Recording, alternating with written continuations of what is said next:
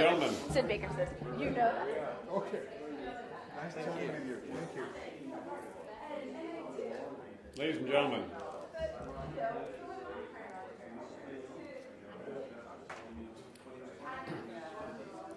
these conversations are obviously very important.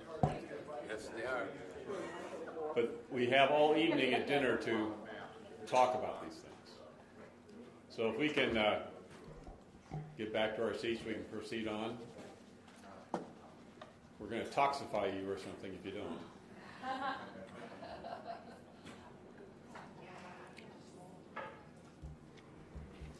We haven't got quite everybody back, but they'll be here shortly, I'm sure. Are you ready to go? Dr. Martha Herbert. So,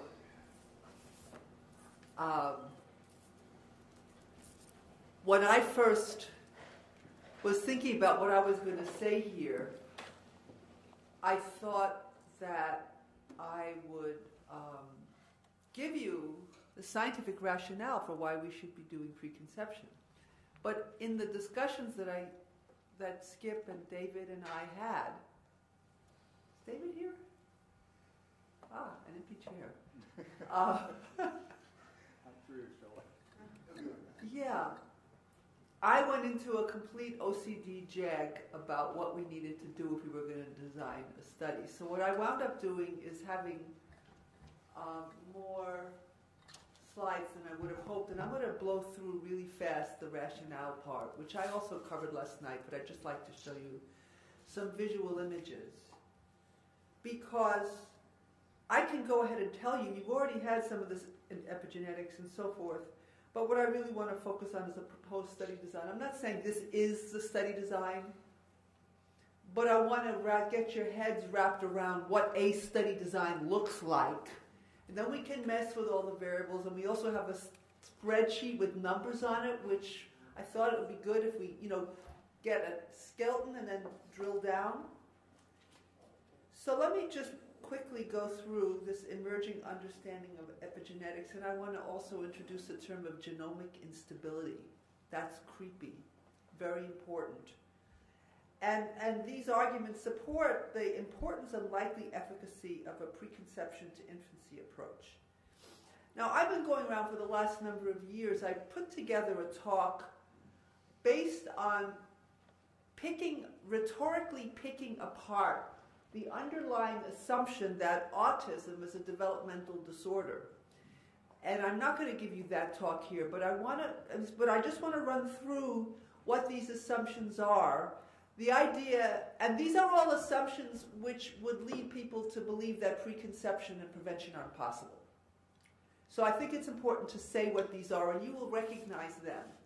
That it's all genetic and predetermined. And that doesn't just apply to autism. That the damage is done really early, probably before you're born. That the brain is fundamentally and irretrievably differently structured and broken. That brain changes are the source of all the problems, and that there's nothing you can do about it. So all of those are the underlying belief systems that drive people to spend bazillions of dollars doing genetic research and nothing on prevention. So what I do in the lecture that I'm not going to give you is I examine the evidence for each one of these points of view, and I show you that there actually isn't a whole lot of evidence for any of these points of view, that they're just belief systems. So let me just tell you that these are just belief systems and very quickly go through some of this. This is a slide about epigenetics, and you see that environmental factors either suppress genes that normally express or turn on genes that normally don't express, that this is related to enormous increases in new-to-nature chemicals, and you can see in that graph on the bottom that we have an incredible exponential increase in chemicals never on the planet, that the bend in the elbow happened around the end of World War II, and one of the many things that happened then was, in order to protect the economy and jobs, converting chemical warfare factories into pesticide and household product industry factories, where we started using this stuff in products that we never really... Somehow the human race managed to get by until around then without any of this stuff. And that these chemicals are getting into babies. There is no way of escaping this. And at very low levels, they can change gene expression. I want to dwell on this slide. This is from Persico's group, looking at the gene expression in autism, Rett syndrome, and Down syndrome, and they're going directly after this neurodevelopmental model. Our results surprisingly converge upon immune and not neurodevelopmental genes as the most consistently shared abnormality in genome-wide expression patterns, including in the genetic disorders of Rett and Down syndrome. They've got immune and metabolic problems. A dysregulated immune response accompanied by enhanced oxidative stress and abnormal mitochondrial metabolism seemingly represents the common molecular underpinning of these neurodevelopmental disorders, including the ones where we have genes that we know what they are, which is not including autism. 800 genes for autism. Did you know that? 800! Most of them don't do much. They maybe bias you a little bit, and you still have geneticists using the cause word instead of the contribute word. This is my paper I wrote. It's on my website, Contributions of the Environment and Environmentally Vulnerable Physiology to Autism Spectrum Disorders, and that's what we've been talking about. And that what David talked about doing in his practice is treating environmentally vulnerable physiology to minimize the vulnerability, and look what the results you get. And I got to put my glutathione slides in, and I really want to make a t-shirt, I keep saying this, that says it's the glutathione stupid. And the thing that's really incredible is the bottom thing on the slide, which is glutathione, the active form, the GSG, is depleted by thousands of things, so that even a small amount of something, if it goes to the same, if it messes up the same fundamentally important chemical, all the little stupid little exposures you get pile up into a big problem with glutathione. That's huge. That is huge. And so all the cleanup that you do can potentially protect the glutathione. This is just some data, low glutathione in autism in blood, and here's a brain imaging study. I can actually image glutathione in the brain, thanks to some nice funding from ARI and the Parent Collaborative. This is a brain imaging study, not in autism. Healthy volunteers have the most glutathione, major depressive disorder, middle, and chronic fatigue less. Never been done in autism. We're going to do it. And I want to show that when you improve that, you also improve the electrical connectivity in the brain. And these are some of the genes that we already saw a version of this slide. The people who really needed the prenatal vitamins, the ones with the mutations, where they can have as much as a 7-fold increase in reduction in risk, have mutations in various ones of these genes. Now, and the vulnerability, this is just a picture I got from Jill James with her permission. If you got enough glutathione, when you get a toxic insult, it makes you more vulnerable, but you don't cross the line into toxicity. Once you cross that line, and you're like, it's like going down a rabbit hole. It's hard to get out. It's like a tipping point. And I wonder whether some version of that tipping point constitutes autistic regression. And also, maybe in utero, or even before conception, the genomic instability that leads to chromosomal rearrangements like in Down syndrome and other things. So total load, and I want to thank Patricia Lumber for this term, total load affects outcome, and total load equals the resilience, the nutritional, how strong you are, minus the accumulation of exposures and stressors. And this is a conceptual thing, but it really should have a molecular meaning. And really, prevention, very simply, you build the resilience and you reduce the stressors. That's what it amounts to. But all of that is very molecularly important. So I've been going around saying that we have a different model of autism, which is that autism, and these other things too, you saw the genomics was overlapping with Rett and Down, could be a consequence of challenges to cellular function throughout the body, including the brain, that these cellular changes may be related to environmental insults, that altered cellular problems could be at the root of brain and body problems, and that cellular problems can be treated through basic diet and nutrition interventions. And this implies one gigantic thing, which is the core of my research program, which is that autism is not a wiring diagram that's fixed. Autism is screwed up biochemistry every single second.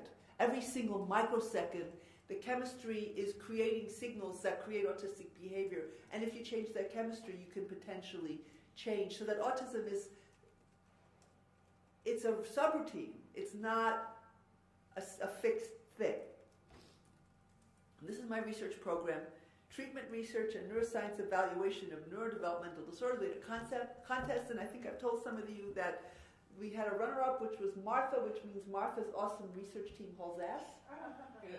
And we're studying, basically trying to say that when we change the body, we change the brain too, and when we can show that, that should have scientific and rhetorical value. Now, this is not just about autism, although I talk a lot about autism. This is, many of you have seen the slides from 1950 to 2000, a precipitous drop in infectious diseases, a precipitous rise in immune diseases, and the autism is going up like crazy, but the underlying mechanisms are probably related. Sorry, this is actually, prevention, I already said this, more resilience and less load. Should have been after the other one. These are some of the mouse models that have blown the geneticist's mind, where molecular intervention has reversed symptoms in a Fragile X mouse model, in a Rett syndrome mouse model, and a tuberous sclerosis mouse model.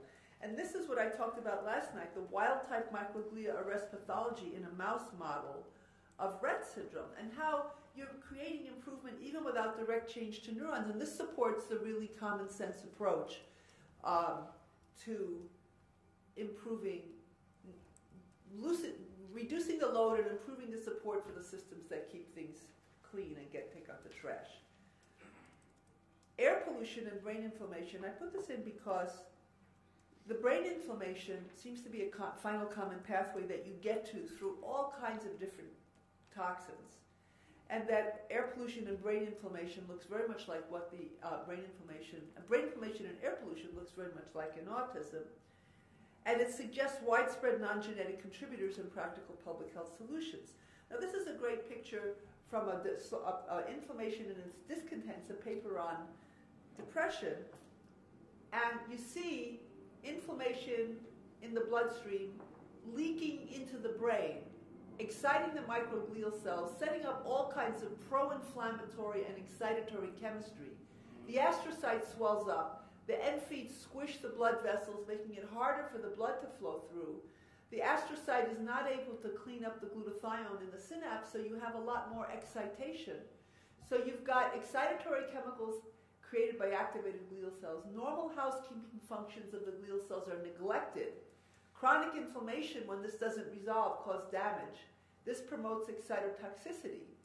So this is what's going on in the brain of autism, and probably, it's going on in Alzheimer's and Parkinson's and a whole lot of other things, and it's probably going on in a lot of us, certainly in chronic fatigue and so forth. So you're looking at a final common pathway with too much excitation, not enough inhibition, where you've got brain irritability, hypersensitivity, and overload.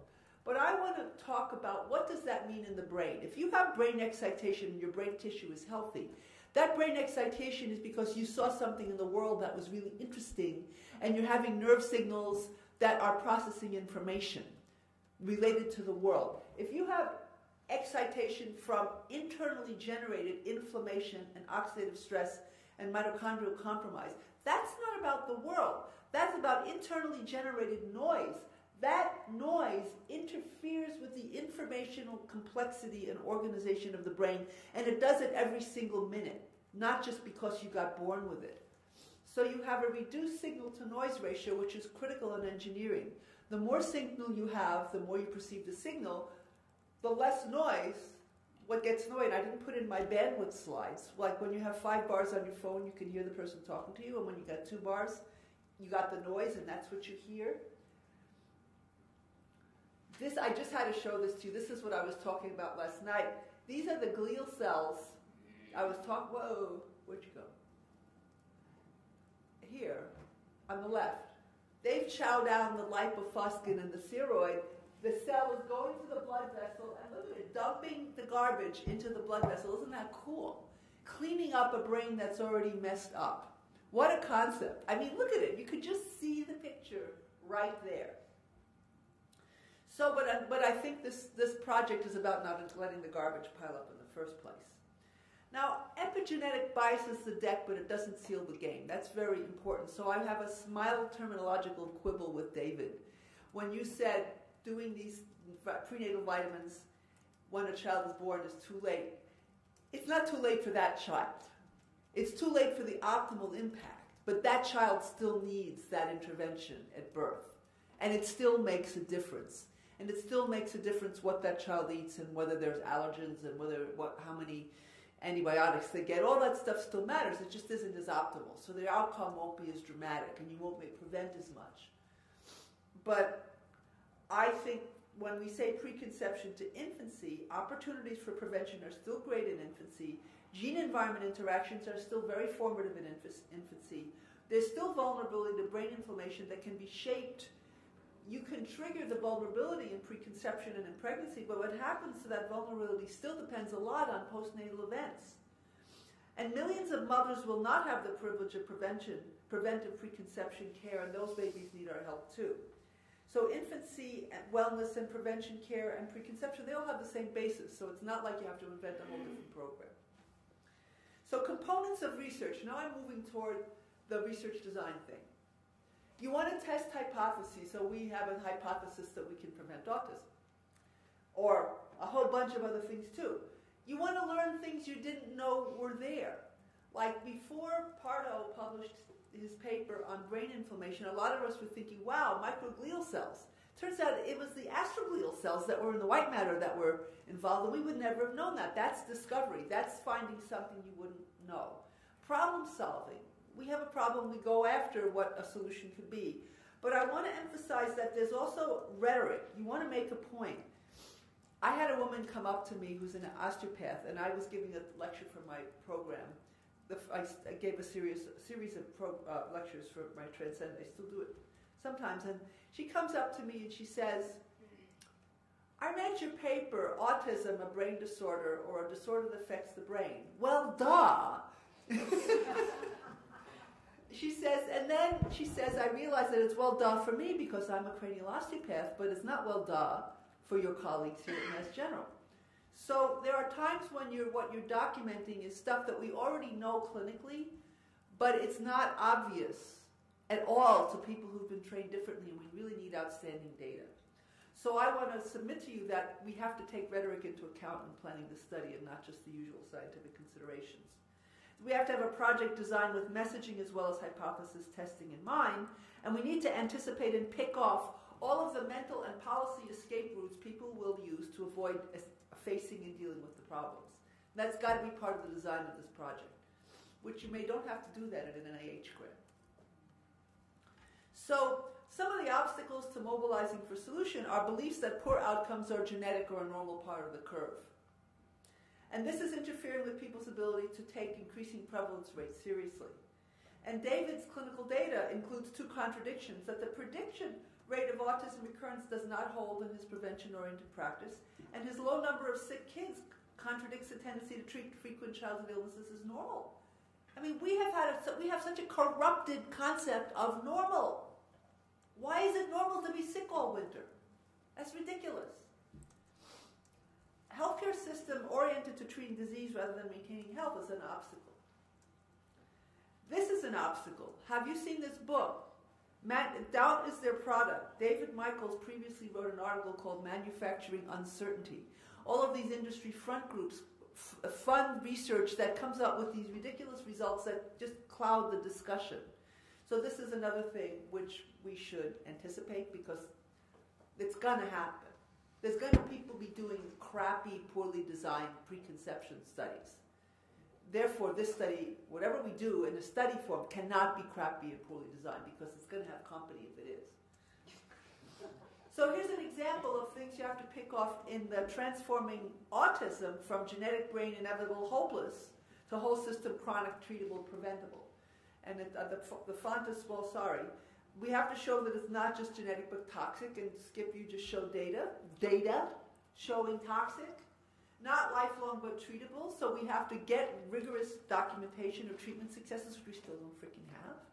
Sorry for swearing, I'm going in. Not a static fixed brain defect, but an emergent chronic brain state that can be changed from treatment. And my goal, because I have access to world-class brain imaging metrology, is to show measurable brain change from treatment and recovery. We don't have that. in the published literature.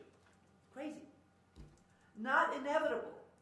And that's what this is about. Show differences in rate of occurrence when using a rational prevention program. You need a really good study design, but we have to do that.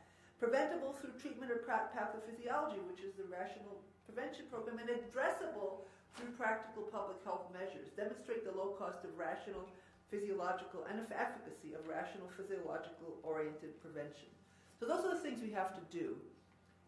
And I don't know, I sent John this list of my papers for the website, and I have a bunch of blogs I wrote this year and associated with my book release, which go through the mistargeting of brain research in infancy in autism, the whole glial cell thing, what's the difference between something causing autism versus risk for autism, what do you do about mutations, a whole body approach to mutations. Because mutations, I mean, Carol, you're going to talk, vitamin D is one of the many things associated with DNA repair. So we're in a chemical situation right now where we can't even take care of our own DNA. We've got more toxins and less protection for our DNA than ever before, and that's what we need to be reversing. I also want to mention I have this website that I put up because there was so little I could actually say in my book. I wanted to have some other place to put stuff. And I said that there are 3 different questions. What is autism? How is autism caused? Not what causes autism. It's a different question. How is it caused? It's a process. And how can we help? And I have all these different approaches to answering these things. And so that you can really understand why people come up with different conclusions than you do because they're making different assumptions. And these are the 10 tips from my book, and I got a new flyer made by my publishing company, but I also want to point out that chapter 10, do it for yourself, your next baby, your family, and your world, so I did get prevention into my book. So 2, why a study based on this point of view will look different than autism infant research today. What's different, we're not looking for signs of an emerging genetically predetermined disorder. That's what most of funded infant research today has done. When are they going to not make eye contact? When are they going to not point? So we're looking for how to prevent something that is not inevitable, totally different baseline. Once you can do something about this, and once you see it's related to lots of other things, totally different ballgame. So this is my own infant sibling study, where it was one of the first studies to say, and I talked about this last night, that this could be preventable. We're tracking systems change over time. We had a lot of moms, more than we anticipated, enrolled during pregnancy, so we have some prenatal data. But we wanted to show the relationship between the biochemical, the immune, and the brain. And we could see 2 weeks, 8 weeks, 4, 9, 14, 20, and 30 months to see what the trajectory is. But now we're going to start earlier so that we don't have to have that trajectory in the first place. And I just want to tell you that my same friend who came up with Transcend came up with a name for this study, which is Pediatricians Operating with Original Perceptions of Infant Endangerment, which spells poopy.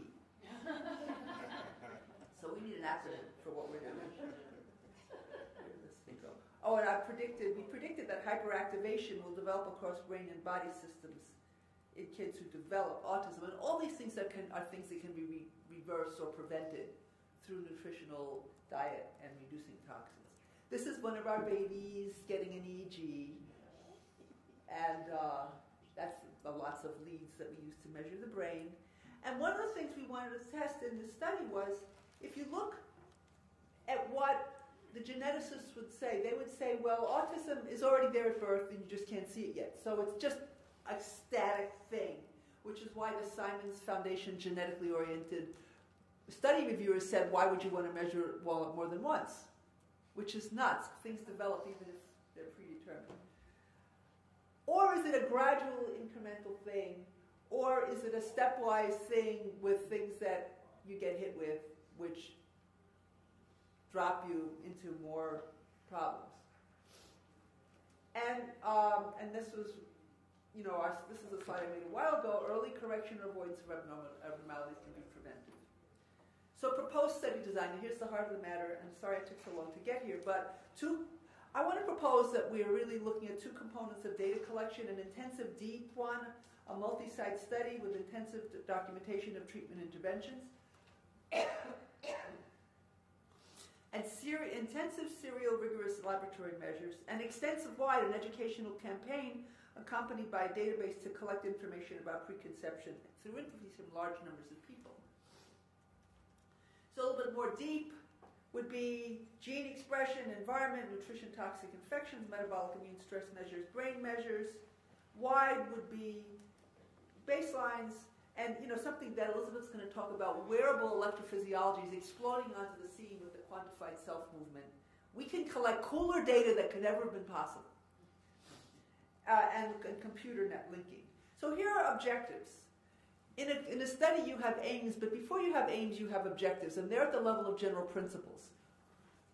First, to place strongly proactive health promotion and disease prevention at the core of maternal and infant care. Second, to transform data capture and communication in keeping with 21st century web and networking capabilities, so the public is active and vital in organizing public health, which involves public education, active participation, and leadership in changing practices. And to change food, medical, and environmental exposure, manufacturing, and educational processes based on successes. So I would say these are general objectives. Oops, I should have taken that out. So, and here's the study design. So again, intensive, deep. Okay, so here, a little redundancy, sorry. So here then are what you do in a study is to have specific aims. I'm going to read these to you because it's important. And again, I'm not saying these are our aims, but I want to have a place to start. And writing the specific aims is the most important part of a study. You have one page in an NIH grant to put in your specific aims, and you can spend the first month of planning just writing that one page. When you get that right, then you can go design the study. So this is really important. So aim 1, proposed aim 1, design and conduct a multi-site clinical study that rigorously tests the hypothesis that reducing the toxins and improving the state of health of the immune system and metabolism in a mother during pre-pregnancy and preconception, I should say that, can reduce the chances that the child is born preterm or subsequently diagnosed with birth defects, asthma, autism, ADHD, diabetes, and other childhood diseases and conditions. Aim 2, develop educational materials and a registry to allow widespread population participation in implementing lifestyle changes to improve nutrition and reduce toxic exposures, and in contributing data that allows the process and outcomes of these lifestyle changes to be tracked and studied.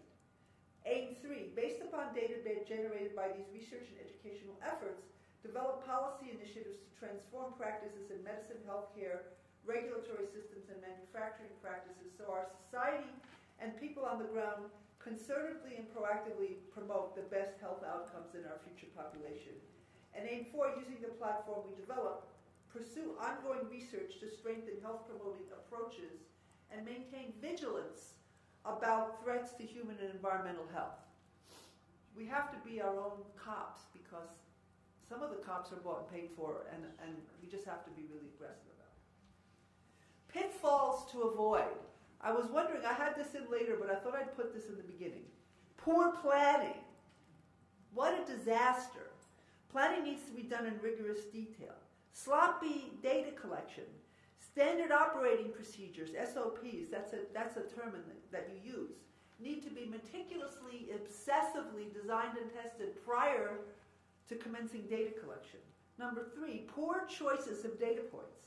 Task force need to be constituted to vet the data to be measured and make sure the measures are highest standard, comprehensive, gold standard, or high quality wherever feasible, carefully self-designed for issues where standardized, validated instruments or measures are not available. An underfunded or understudied staff, why bother, man? I stopped data collection after 3 foundations promised to support me and then ratted out on me. And I couldn't have the same guy doing EEG and biosamples. It couldn't be quality. We found problems with the data because the guy was overworked. So, I can't tell you how furious it makes me that this study was treated in that fashion, the one that I already did. I had the chair of my department tell me, she's gone now, she was very burnt out. On the day when she transferred leadership over to the new person, she had a going away speech, and she got up and she put a picture on the slide. It was her sitting at some meeting, looking bored, and there was all this whatever.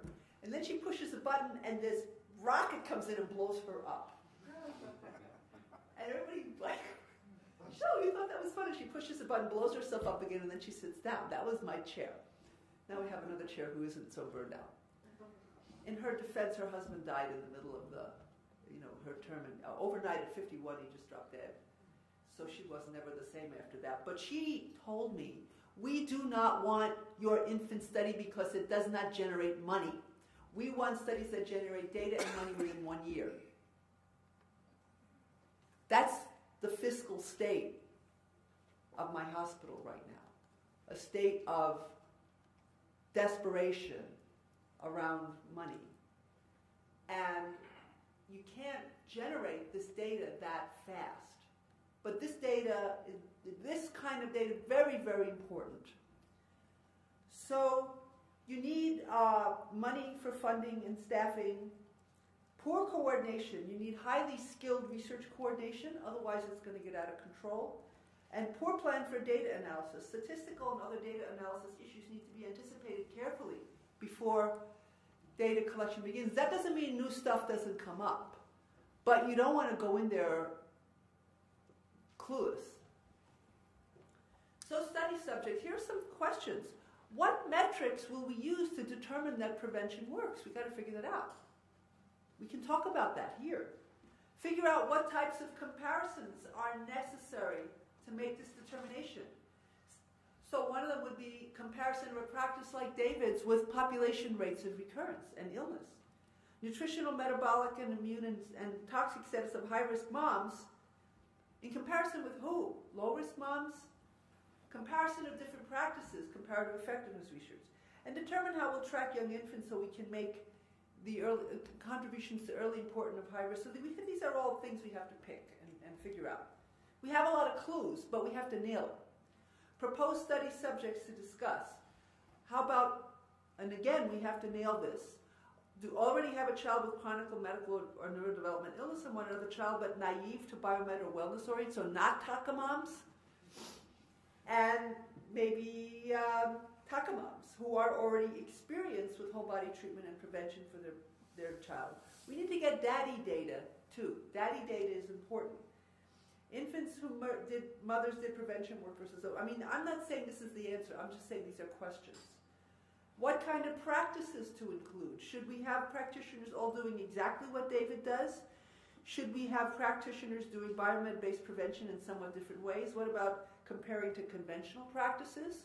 Do we need to collect data about just your standard allopathic pediatric practice? What about newborn nurseries? What about autism and other specialty clinics? So these are things we need to think about. So here's a proposed organizational study, a structure for the study. The coordinating committee, a data core, clinical core, change agent core, and I added the web-based prevention registry as its own thing. So I'm going to go through each of these in their turn. There need to be specific aims for each core and subcore that are developed, that are specific. But I'll get to some, I have a few worked out. The responsibilities of a data core are choice of measures, which we need to work out. I think we need think tanks. I would say first you have a bunch of planning phone calls before you start having a think tank, or the think tank will be a waste of time. Documentation of reasons for measures and scientific support. So you have it written down when you start, and so when you want to write up stuff, you don't have this long lag time, and you don't forget what the hell you were thinking when you did it. Training and use of measures, monitoring of data collection and quality, and troubleshooting. So the data core has subcores: labs, testing, instrumented metrics, stats and bioinformatics, and web-based data capture, and also a repository of clinical data. Let's say a mom goes to her obstetrician and gets an ultrasound. We should get a copy of the ultrasound and bank it so that we have that. So data subcores, laboratory measures, analytes to measure. What are you going to measure? What are the biosample collection and analysis standards? Formal testing and questionnaires. What are the validated and custom instruments for optimal rigor and impact? Instrumented measures, so that would be like the ultrasounds to scan, the EEG type things, infant auditory brain response, maternal, are we going to do the not physically invasive but electrically invasive vibroacoustic stimulation test where you put a little stimulation on the mother's belly and it startles the child and then you measure the stress response of the baby. Do we want to do that or not? There's arguments both ways. Wearable sensors that Elizabeth is going to talk about and in-office devices. Statistics and bioinformatics, web-based capture. So here are some generic, specific aims for data subcourse that we can customize later. So here's aim 1 would be to determine through a group process, including internal and external experts, internal being ones who are participating in the study, the critical observations that need to be documented that can be measured using types of metrics and the focus of each subcore. 2, prioritize measures, document the rationale and key sources of scientific support for each metric and for the ensemble of metrics chosen. Establish IRB constraints and costs and document the demands on the patients. How much blood are we taking? How much time does it take to run the test? What do they have to do that's a strain on them, and how do you add up those strains, and when is enough too much? Aim 3, document meticulously detailed standard operating procedures for each metric and develop any additional training material that may be needed for local sites to use these metrics consistently and reliably. I will never forget 2005, being in a car with Jill James, driving from Staten Island to a boat thing for the first oxidative stress and autism meeting. She spent the whole time telling me how messed up it was that the clinicians were not able to draw the blood properly and send it to her properly because they didn't have the resources in their private clinical practices to do it properly, and what a mess it was making of her data. I will never forget that. It was drilled as we cannot have that happen here. It's possible not to have that happen, but you have to have the appropriate support and resources. Aim 4, to work closely with the web-based data capture team to develop optimal data capture in the system. So the data people have to work with the web people. They can't be off on different universes. And aim 5, establish regular procedures for governance and data review and to be available for troubleshooting. So that's the data core, and I'm not going to read all this, but I did this. So I spell out every single bloody thing, organize, diagram the hypotheses, determine the frequency of collection, how much of each type of sample is needed, if there's more than one lab where we might consider getting it from, what are the pros and cons, and then all of the procedures. And you've got to figure out, I have 4,000, almost 4,000 biosamples from my infant sibling study, and we got kicked out of our place where our freezer was because they needed it for a phlebotomy room, so we went to an expensive biosample facility. The good part of it was they had a chest freezer, so we could reorganize these things, and I've probably spent, can't tell you how much labor I've put in. I have to be there. I cannot turf this. I have a fantastic research coordinator who draws up spreadsheets that are like to die for, beautiful. We did not have this worked out ahead of time. We couldn't get anybody to help us.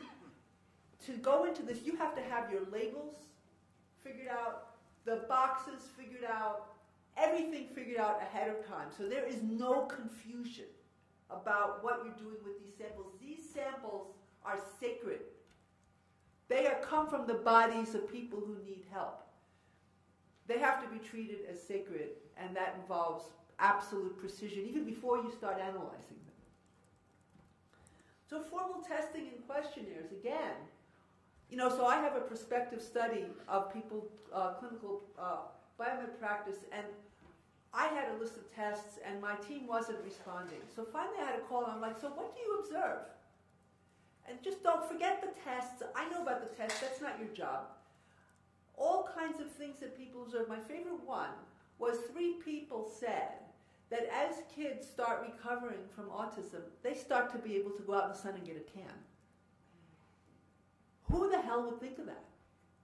So the experienced clinicians need to be thinking about what they see that seems to happen frequently or consistently that may not be on any instruments, and we need to capture that too. So we need to have a process around that. We need to And we need to when we pick our instruments, we need to document the sources of support for them. Instrumented measures. There is an explosion of wearable, like right here, which size is it? Oh, today I put it over here, my Fitbit. Do you know about Fitbit? FITBIT.com. It tracks every step I make. It tracks go up and down the stairs. Everything I eat, I put it on the computer. It tracks my calorie intake. I put my sleep, my blood pressure, whatever I'm doing. And you can put one on your head. You get your sleep. I'm not going to say much because this is Elizabeth is going to go into this. Instrumented measures are, not wet lab measures, but measures that, you have a probe or a sensor or an imaging or whatever it is that we can do. And because of this explosion in miniaturized Bluetooth wearable instruments, we have incredible possibilities that we can capture that, this changes every month right now. Silicon Valley is going crazy over this thing. So, so this is really great. David Asprey has a book called Better Babies, but it's not about autism. But he's what they call a biohacker. Biohacking of improving your health status. So repository of clinical data collected outside the scope, routine labs, scans, EEGs, ultrasounds, biopsies. How about an amniocentesis? Get some of the leftover fluid. All the stuff needs to be planned. We went to births all over the eastern part of Boston and collected amniotic fluid, and we collected placenta and meconium, and we didn't have precedent for this. It's amazing. So and when you have a multi-site study, different places are going to have different issues. We were recruiting from all over Boston. It's not like if it's in one hospital, you go to the delivery room.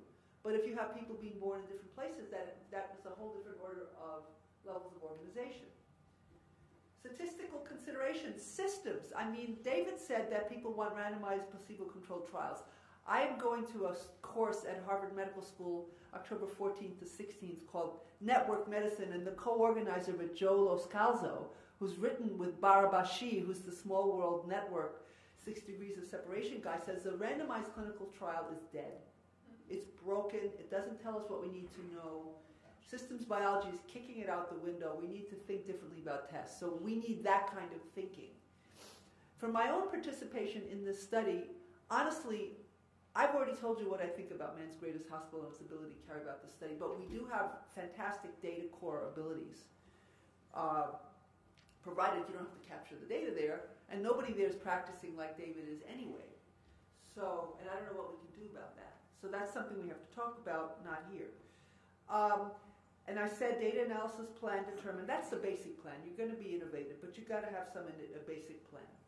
Web-based data capture, this is Elizabeth's department.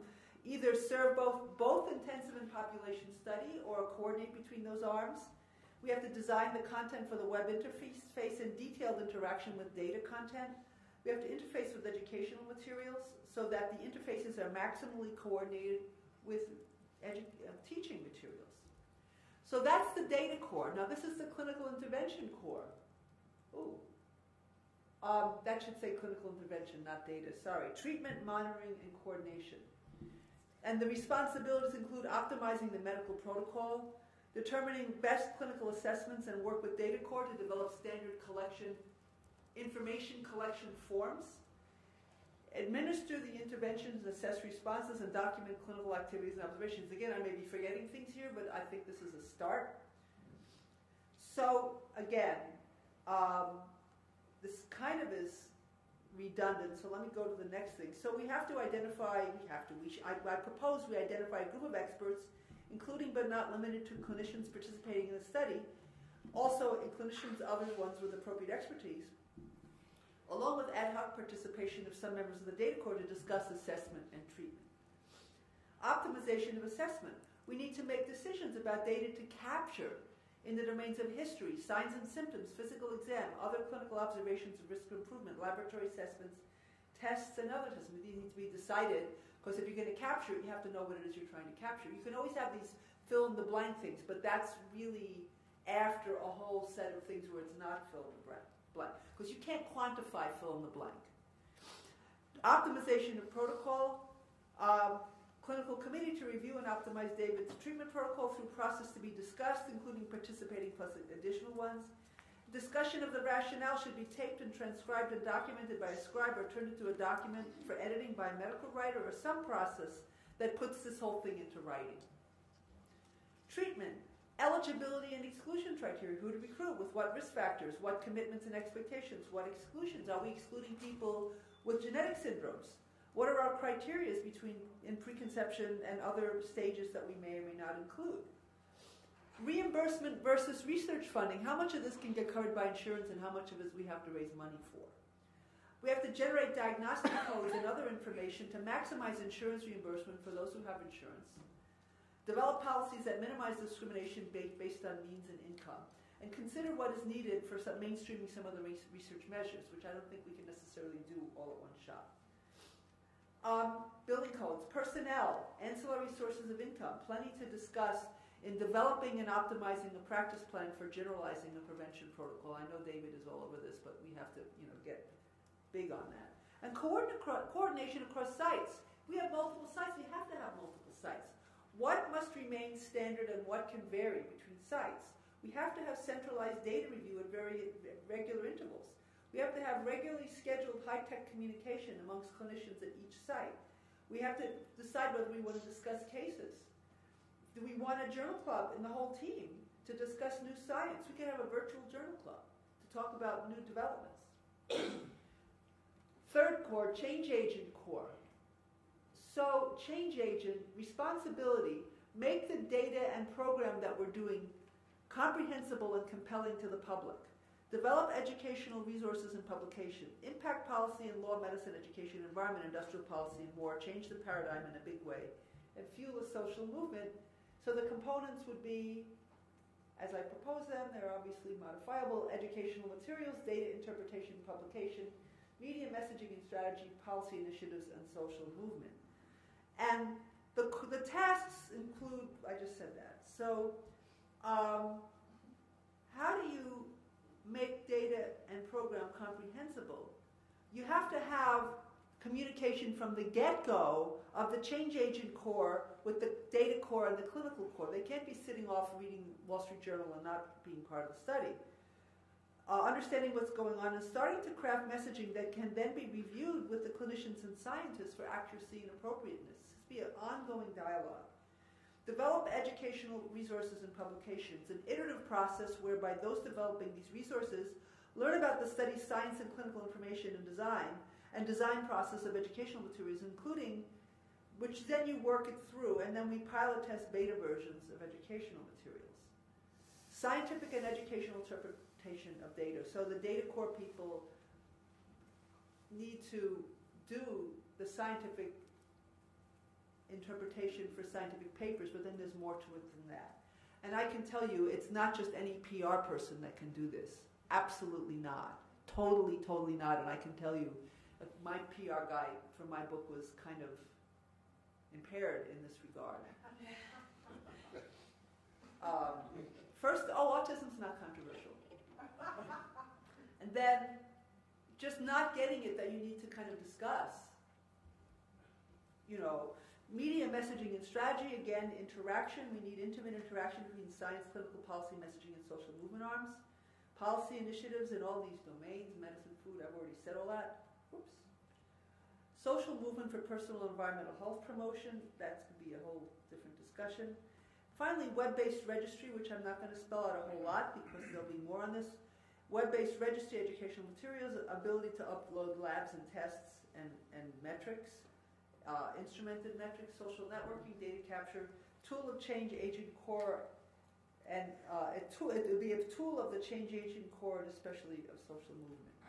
So this is like taking all the little diagrams that I had and showing you what this is about. And all these things are moving parts that need to be not only in vertical hierarchy, or they're not really the ones on top more important than the ones on the bottom, they're just the components, but they need to be a lot of crosstalk going on like that.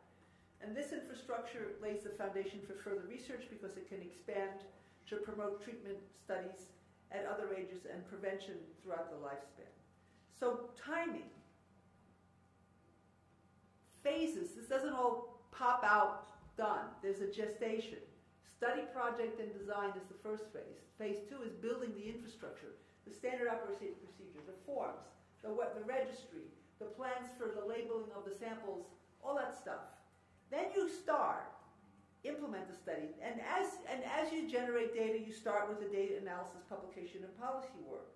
And then later on, we can have other efforts. So, in order to design it, we need to have the planning processes that I just described, identify the sites, finalize the plan, and start getting going with training materials. Building the infrastructure, get all the standard operating procedures together, build out data capture infrastructure for each study component based on standard operating procedures. For the intensive, we need IRB approvals. That's not trivial, especially when you need them from different sites, and the different sites have different prejudices. That can take a while. There are ways of minimizing that. We have a structure where we do it in layers, and so there are ways of doing this that people can help with. Staffing and communication structures, and training staff in the standard operating procedures, and developing relationships so that people understand what they're doing and know the people they have to turn to if they're stuck or something goes wrong. Implement the study, multi-site clinical intervention, recruit and enroll subjects, basement treatment assessments, registry, publicize the availability of a preconception, pregnancy, infancy registry, and collect and track data, educational materials, serial enrollments, and advocacy campaigns to proceed and grow as data accumulates. Phase 4, data analysis, publication, messaging, policy work, web-based dashboard. I would say for the beginning it should be internal, and then at some point we have to decide when it's ready to go public. Descriptive statistics of who's in the study.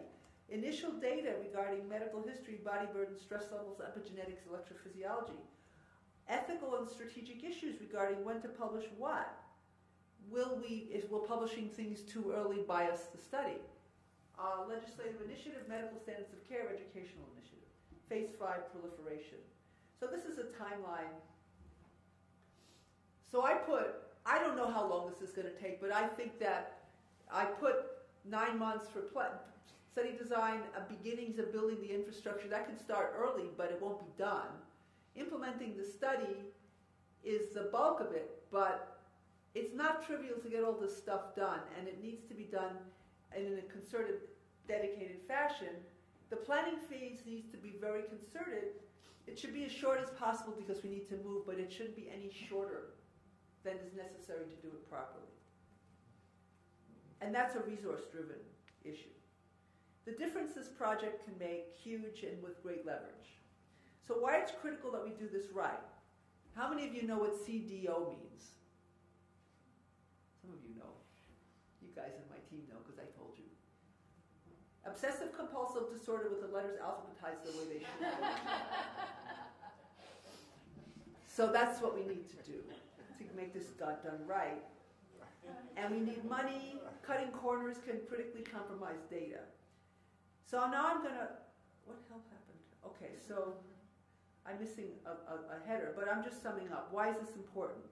Neurodevelopmental disorders and other birth defects and chronic illnesses are the tip of the iceberg, canary in a coal mine. A paper just came out in the last few weeks by Olav Albert Christofferson. This is a lot of discussion on this and some lists of other articles like Derek McFaves and some other people in this free online issue. But I know Olav, and he's an amazing retired he's a nutritional biochemist, evolutionary biologist, and church organist. In Norway, I met him there a couple of years ago. And about a year and a half ago, he sent around a paper that he wrote on the food system, the pharmaceutical system, and the medical system, and how, if we organize things properly, we could... He said, right now we have a perfect storm where the food system is producing depleted food. The toxins are overloading us, and we're not prepared to handle it. And the medication industry is not dealing with it. And the task of our time is to turn that around and have our, when I was in Norway, there was a scandal because they were throwing bones overboard from the ships collecting fish for fish oil, which were full of fat that was really important and really high quality. They were collecting fish from the mid-Atlantic and not from Norway. They were compromising fundamental standards. And he sent this article around, it's a different article of this, and he said, in his introduction, things which he's now incorporated into this article about the increase in the mutation rate, which is an evolutionary biologist he commented on. He said the human mutation rate is already high based on various things about how our species work. But because of the crappy food and the toxins, we're driving it to a point where we're risking extinction of our species. And this is actionable. We could do something about it. So what I submit to you is that the preconception to infancy is a very big component of that. When I read this and I got what he said, I thought, oh my God, this is the most important thing I've ever read, and that I need to devote my life to this. So I think that what's going on here is part of this. Also, I should say this article talks about toxic impact on testes and ovaries, which is very interesting information in terms of how damage gets passed on through generations. So we all live downstream, everyone and everywhere. There's no escaping from it. So preventing in one domain really has to do with everybody. And Chiron, the wounded healer. I went to some talk recently, and there was a quote from some eminent person, and then there was a quote from one of the members of the Grateful Dead, and it said, somebody's got to do something about the situation. The pathetic thing is that it's us. I don't think it's that pathetic, but the bottom line is that we're who we have, and that's what we have to do. And hopefully, over time, we'll be able to participate in much more regenerative science and praxis, but right now we're dealing with a system that doesn't know anything about that, and we have to teach it. So, thank you.